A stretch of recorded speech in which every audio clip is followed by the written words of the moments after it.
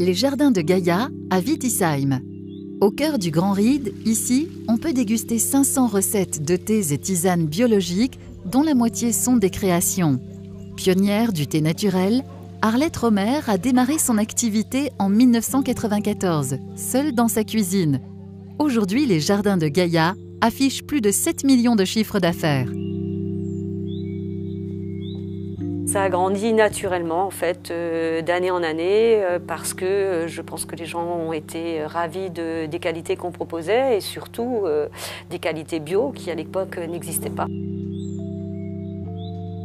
L'entreprise alsacienne travaille aujourd'hui avec une trentaine de producteurs en Inde, au Sri Lanka, en Amérique du Sud et depuis peu en Afrique du Sud et Rwanda.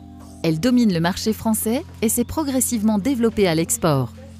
Il a fallu, avant de faire de l'export, donc s'organiser de manière à travailler les goûts qui ne sont pas toujours les mêmes. Donc ça nous permet aussi de diversifier, on va dire, les recettes. Et en même temps, il a fallu traduire. Traduire en espagnol, en italien, finnois, suédois, anglais, allemand, danois ou encore norvégien. Avec l'appui de la CCI, les jardins de Gaïa développent une stratégie export. Diagnostic export, création de postes de responsables export, tout est mis en œuvre pour créer de nouveaux marchés. On a différentes demandes en fait avec les Emirates, avec Singapour, avec Dubaï. Donc j'espère que ça va se finaliser avec le Japon. On fait déjà un tout petit peu. Sans oublier le Canada et le Brésil également. Aujourd'hui, l'export représente 5% du chiffre d'affaires global. La marge de progression est importante.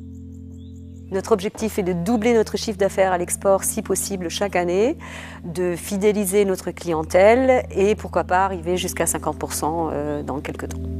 De ses nombreux voyages, Arlette Romer ramène de nouvelles saveurs et crée une trentaine de recettes par an, dont la majeure partie en commerce équitable et certains en biodynamie.